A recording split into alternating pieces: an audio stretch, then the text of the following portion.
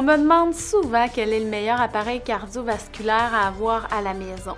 En fait, posez-vous la question à savoir qu'est-ce que vous allez aimer faire le plus longtemps et le plus souvent possible et vous allez répondre vous-même à votre question. À l'achat d'un tapis roulant, il y a 4 choses à surveiller. Premièrement, la surface du tapis.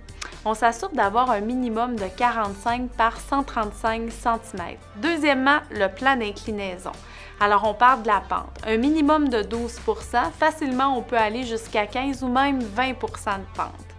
Troisièmement, la vitesse, surtout si vous joguez. Une vitesse minimum de 16 km/h, c'est une bonne idée. Quatrièmement, les extras. Alors, est-ce que le tapis doit être pliable? Est-ce qu'il doit offrir un tel ou un tel autre programme? Est-ce que les boutons doivent être gros pour vous permettre de bien les voir? Ça vous appartient. Au magasin de sport, assurez-vous de faire l'essai de votre tapis roulant. Premièrement, est-ce que vous vous sentez bien sur ce tapis-là?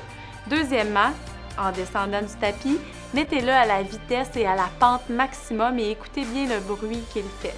S'il est trop bruyant, c'est sans doute parce que le moteur n'est pas capable de supporter les options qui sont offertes.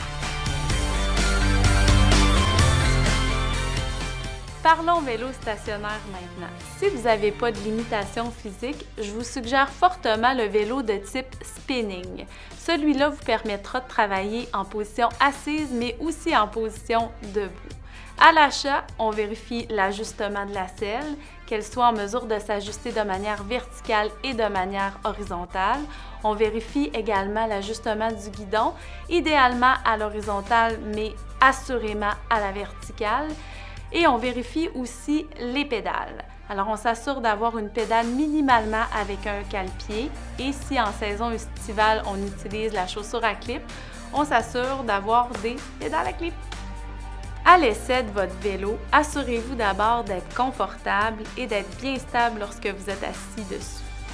Sachez qu'il existe des selles en gel qui est possible de se procurer en tant qu'accessoire. Le roulement doit être fluide et le frein doit être facilement accessible. L'exerciceur elliptique maintenant. Il est intéressant parce qu'il simule à la fois les mouvements du vélo et du ski de fond et il mobilise vos membres supérieurs ainsi que vos membres inférieurs. À l'achat, assurez-vous de bien l'essayer et d'être attentif aux bruits qui peuvent être douteux.